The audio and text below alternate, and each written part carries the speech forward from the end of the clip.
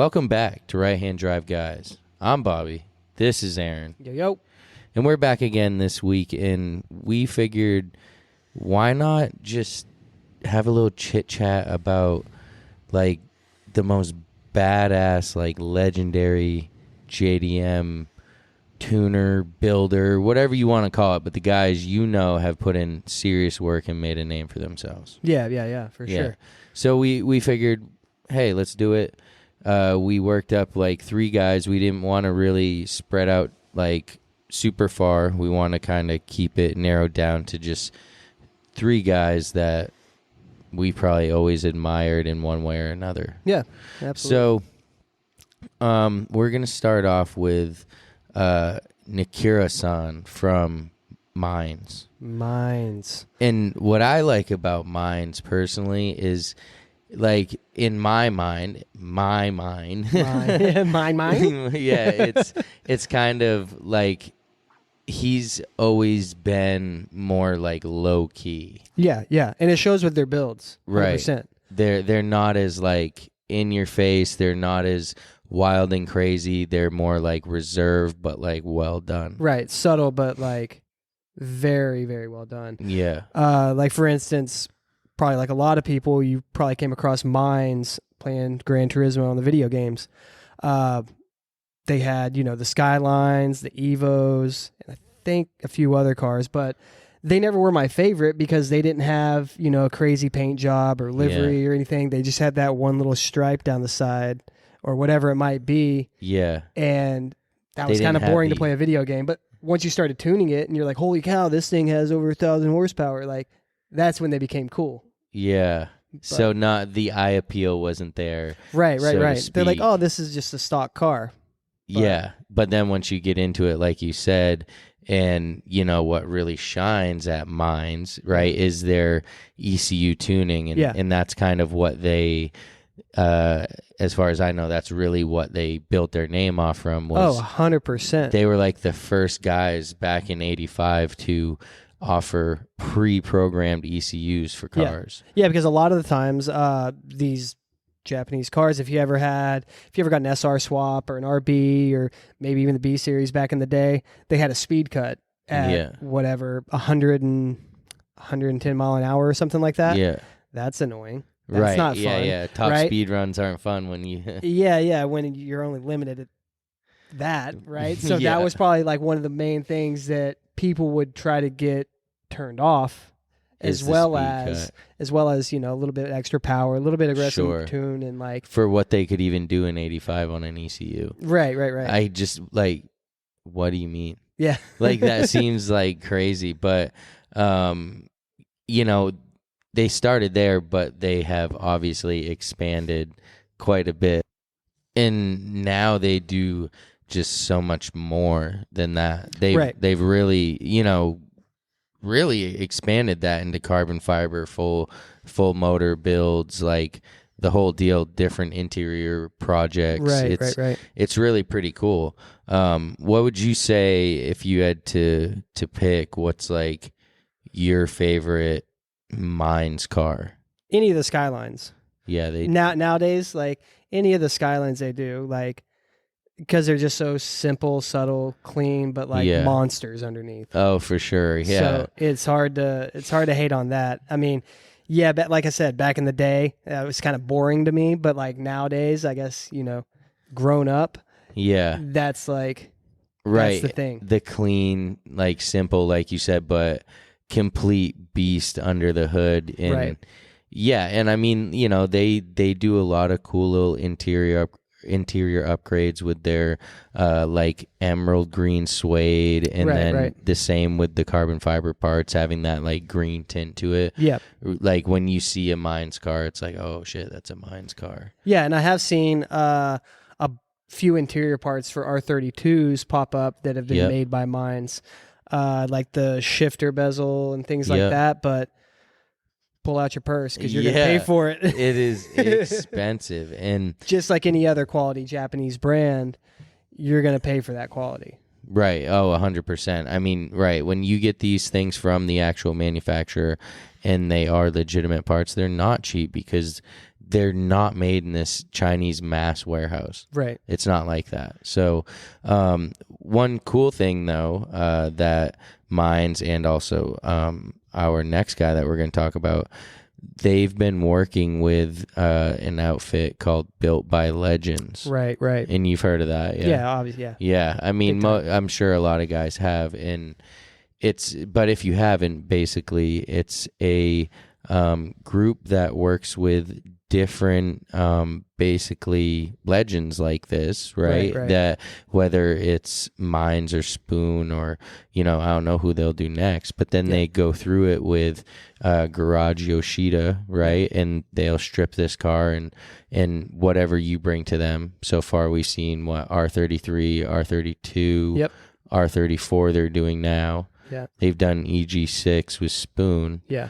And you pay really crazy money for these, right? But they are like complete restorations and then modifications. Yeah, 100%. And like, dude, those cars are sick. Yes, like, they are. Yeah, at the end of the day, it's still a 90s Nissan, but dude, it is the pinnacle of the 90s Nissan. A fully built Mines motor built by hand, like, that's legit. Yeah, and kind of updated along the way too, not just, throwing on old parts. It's kind of updated with the times, whatever material they use or whatever it might be.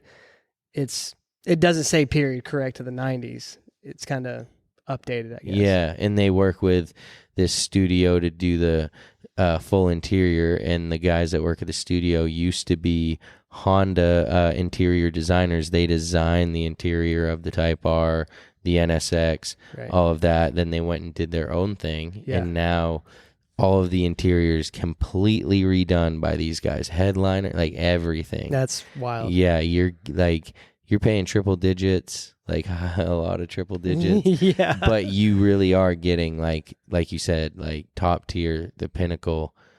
I would do it if I had that type of money, and if I wanted like the perfect whatever R34. Right. That's where I would go with it. I mean, or I guess you could also do the whole Nismo, like Amora factory. That's what I was about to say. I mean, between them and the Amora factory, like, who else is doing it? Yeah, not like that. Right, not like that. Yeah. And so, like, go ahead, name your price, because, like, if you're the only one doing it, you make the market.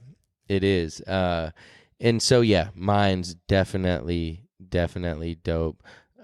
I've always looked up to him. Nakura-san, OG in the whole game. For sure. But the next guy, Spoon. Everybody's seen. Yeah. Everybody's Spoon seen. engines. Yes, Spoon. Yes. Yeah. Absolutely. Motec system exhaust, Spoon engines. Yep. T3, T4 turbos, whatever you need.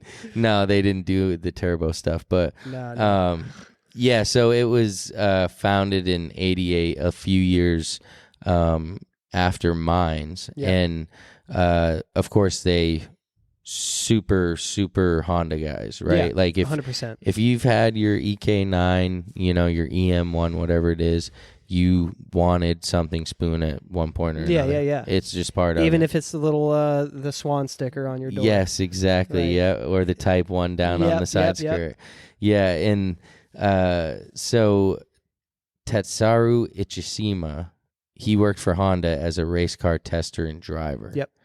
And so I guess when he decided to leave Honda, he had both Honda and Mugen's support in creating Spoon. Right, correct. And that's a whole other different story. Like that triangle, like they did some work. Right. A lot of data, a lot of stuff. Yeah, for sure. And that Honda wouldn't be what it is today, and especially in motorsports, if it weren't for those dudes. Yeah. 100%. You're right. Way back in like the late 80s. Yeah. Yeah. So it's pretty cool how so basically Honda wanted the data, kind of like with what you're saying. They wanted them to just like create race cars, race them, push these motors to the absolute limit, because that's not something Mugen was doing. Right. Mugen was more on the parts accessories side, right? As far as not racing. Right. You know, they're not legendary. They're just two different things. Yeah, for sure. Which is smart, right? You know, you got your aero, you got your motor people. I mean, that's pretty much two of the biggest things when it comes to going fast. Yeah. So yeah, I mean, what's one of the iconic Spoon cars that comes to your mind when I'm like, yo, Spoon Sports? It's not even the car. It's really just that blue and yellow livery. Like, yeah.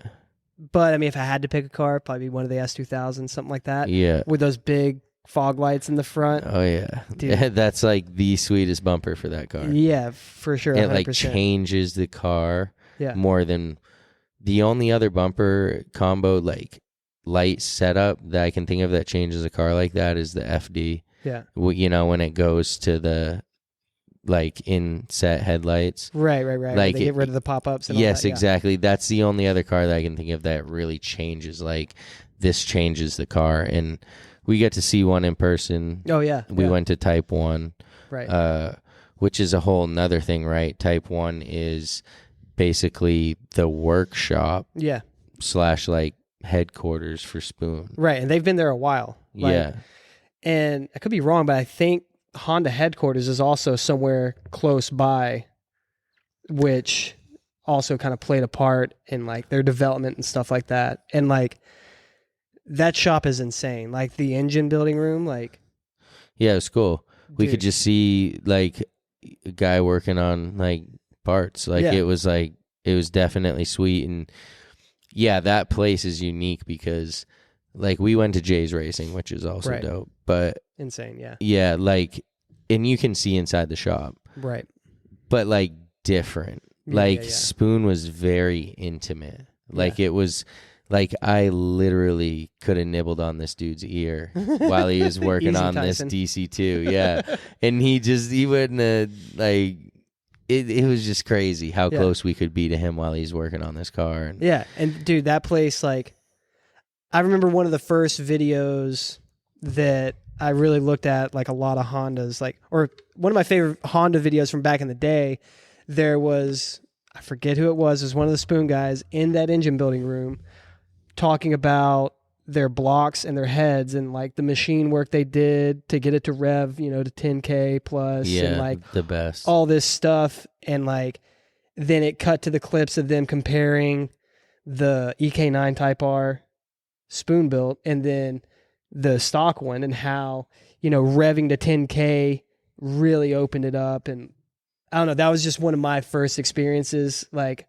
with Spoon as like a heavy tuner other than like video games, obviously. Yeah. So just seeing that and seeing like the technical aspect of it and like how they pull the absolute maximum out of this, like 1.8 liter, 1.6 liter engine. Yeah. Always blew my mind. I always thought that was so cool and had the utmost respect for those dudes because not many other tuners are doing it like that. Yeah. I would always love seeing the videos, you know, on the DVDs or whatever of the Spoon cars like on ITBs with like the exhaust and they're just hammering through the track and you're just like, man, that guy has to have a headache.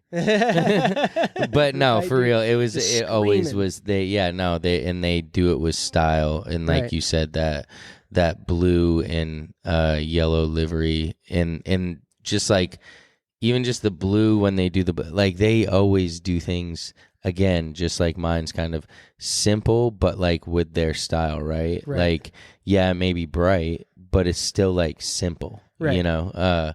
And I really admire that because I feel like a lot of companies, especially on this side of the world, have to be in your face and like busy and it's almost like they're trying too hard. Whereas, exactly. Like, those dudes, it's like it's weird, so natural. It's just so natural. Yes, to them. it is. They're not forcing it at all. Yeah, it just comes and like probably the story behind that livery you'd be like, what?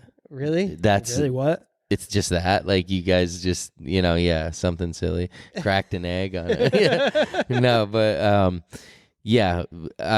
being Honda dude, especially at the beginning of like getting into cars, right? Spoon was always like, and then they started coming out with all the fake Spoon shit, and that's what that kind of like killed it a bit for him because yeah, you just get played out with all the fake stuff, right? Right. And it doesn't make it as rewarding to have the real shit.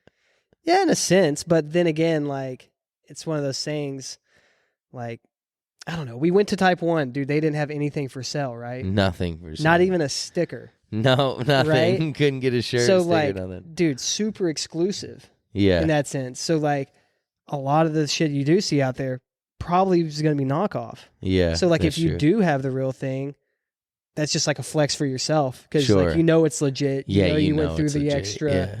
Like, yeah. Even, do it for yourself. You know it's legit. Since it is so limited, like you said. Right. Yeah, that does make sense. So, yeah, Spoon. Everybody loves Spoon, I would think, in that sense. And so we have 3 guys. We got one more guy. This guy is my favorite. Like, I think this guy has to be everybody's favorite. Dude, how can he not be? Like, so, of course we did a little research on this. Like, it's not like we just know all this stuff, Right. We know of it, but we don't necessarily know all the details, right? And so we're researching this, and I'm typing in, everybody. I'm typing in Mr. Ichishima. I'm typing in everybody else. And when you type in Smokey Nagata, dude, it's like he's a celebrity. Seriously. You see his crazy. face everywhere. It's nuts. With a cigarette. Yes. Like, Smokey you type in Smoke. any of these other companies, you're not seeing a face. Right. Really. It's not like that. You might come across one. Oh, okay, that's him.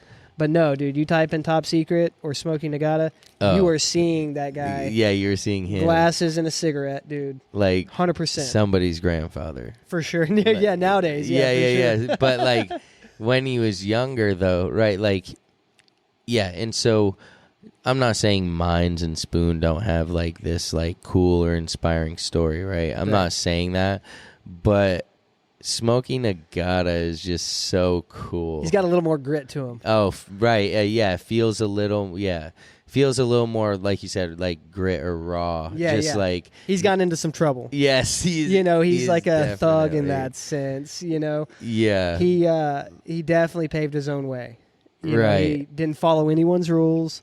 He was his own man, and that is why we're talking about him, right? Yeah, that's why we saved him for the end, because again, his story is for sure like just like cool. So he starts out as a mechanic for Toyota, right? Right, at 16. At 16. What? 16? Why? Yeah, so long story short, his dad bought him his first car at like 15, and this mechanic from Toyota helped him get the car running. So the car was running. He's 16. He's driving it back and forth to school. The school finds out, expels him, kicks him out. Kicks him out for driving to school. Yeah, kind of weird, right? Yeah. So the boss from Toyota felt bad, hired him on as a mechanic. Wow. And then a few years later, he got fired from Toyota for working on his own car. So he was starting then. Yeah, so in about, I think he was around 20, he moved to Tokyo because he was born and raised in Hokkaido, which is up very north part of Japan. Not a lot of racing scene going on up there. So 20 years old, he moved to Tokyo and started working for Trust. That's cool. That's like Gretty, right? Yeah. That's the parent company of Gretty. So I guess at that point, once he got in there, they realized that he was just such a great employee. His knowledge was so vast and he was so quick to pick stuff up that they really like valued him as an asset. And so he's working on his own stuff, like in the Trust shop. Right. His own side projects. Yeah. They had hired him on to work on like exhaust systems and turbos, but like he was working on his own stuff after that work was done. Right. And so the bosses kind of knew, but he didn't really want him to know. Right. And so that's where Top Secret comes from, is because those projects were top secret. Exactly. Like, and so he must have, with his buddies or whatever, he must have been like, top secret, and then it just becomes a thing, and that's pretty interesting. This was like, in the very early 90s. And I guess at some point, he realizes that he's got something going. Right. I think it was like 91. Yeah. He split from Trust and started his own. Yeah, down there in Chiba. And I guess he kind of did his own thing. And then in 93, they entered into their first Tokyo Auto Salon. Nice. That's crazy. Yeah, that's a long time ago. Yeah, that is so long ago. Like, he has been in it. Like, imagine what it was like in 93. Yeah. And now what it's like in 2023. R32 is brand new. Yes, but now in 2023. Yeah. Like, how different it is, and how much of a little celebrity he is. He is. Yeah. He was just hanging out with whatever that F1 driver's name is. Like, it's just like, it's just like crazy. But so, what he's really known for is quite a few things, but his top speed runs, right? Right. That's like his thing. Yep. And so, I know he did a bunch of legal ones that he participated in, 0 to 249 miles an hour. Yeah. Wow, that's fun. Right. Dang. And then, but he did some he gets in trouble, right? Yeah, he's definitely gotten in trouble in multiple countries. Wow. So he went to the UK to do a top speed run, and I forget how he got caught, but he ended up getting put in jail. He couldn't speak any English, so they had to wait on a lawyer/translator. Wow. But he ended up getting banned from driving in the UK for 10 years.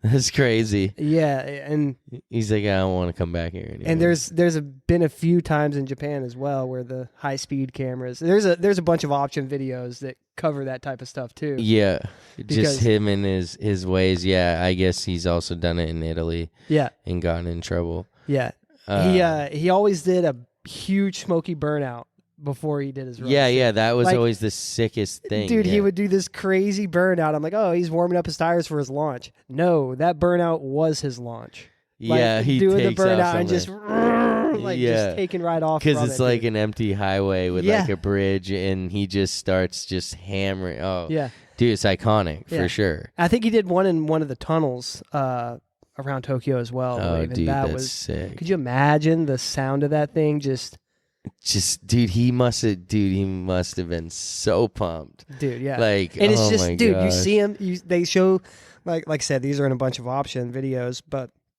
he just looks like this frail little Japanese dude. Yeah, exactly. Glasses, little collared shirt that's way too loose on him because he's so skinny. Yeah, he cigarette, really is. Dude, just ripping. 300 kilometers an hour, just ripping, dude. Cigarette hanging, dude. Oh 100%. My gosh. Yeah, that's why he's hard as hell, man. I think that's why everybody likes him. But he's also probably super friendly and cool. Oh yeah, 100%. So and then the top secret cars though. What makes those so special? Man, there's always something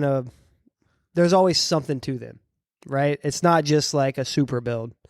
It's a Supra with an RB26 or a Supra with a V12 Toyota engine out of the that big Century, right? Out of the Century, right? Yeah.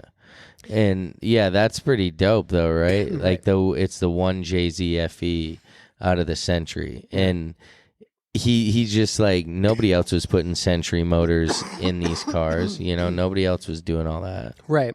No one, because I don't know, that's a huge engine. There's not much aftermarket support for it, but he is. You're smoking a Gata. Yeah. You are the support. Yeah, you make your own parts, right?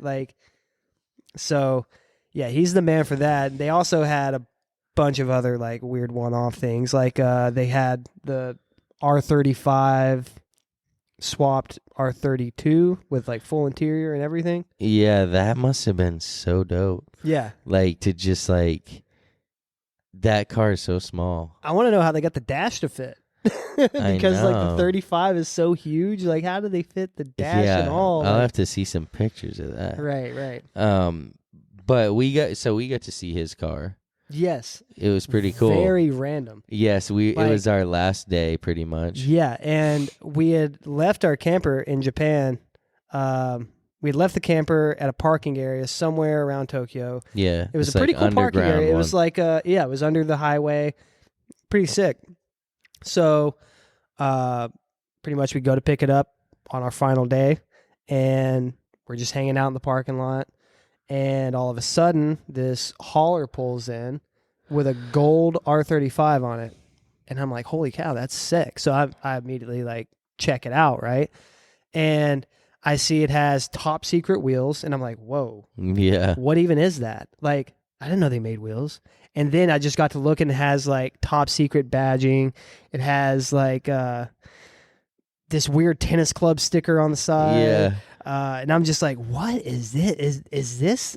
Is this the one? Yeah, is and this Smokey's car? I'm looking it up, and I show you the picture, and it's him with his car, which is the one with the little tennis club sticker. Yes. It's like literally he brings it to the tennis club, dude. Right. I'm like, holy cow, dude, that is like literally Smokey Nagata's R35.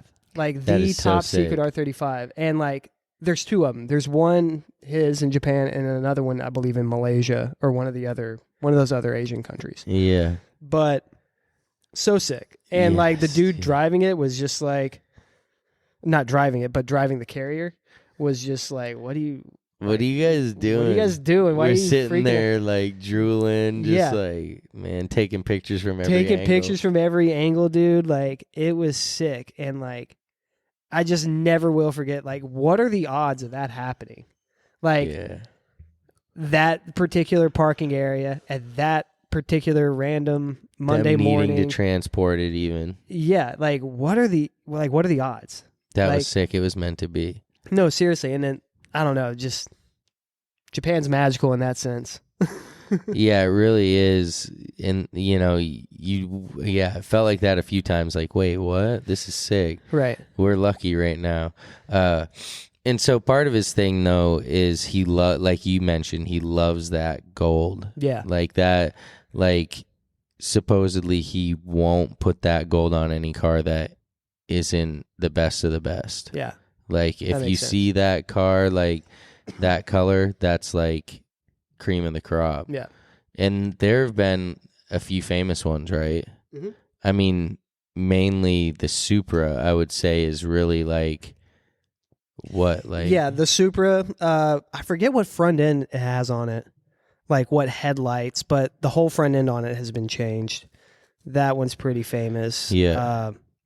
As well as he sponsored an S15 in D1.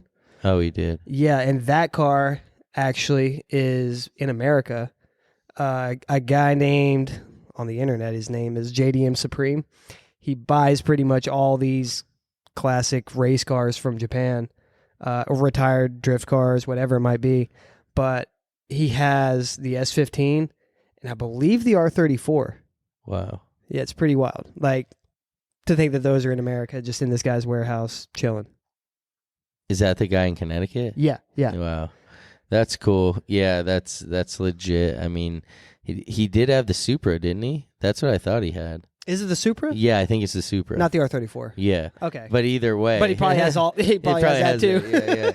Yeah. But so yeah, Smokey Nagata, definitely a legend. Yeah. 100%. If you don't know who we're talking about, just type it in. You're gonna be like, oh wow. Yeah. Find some old option videos with him in it, because like those are classic. Yeah, you won't be disappointed.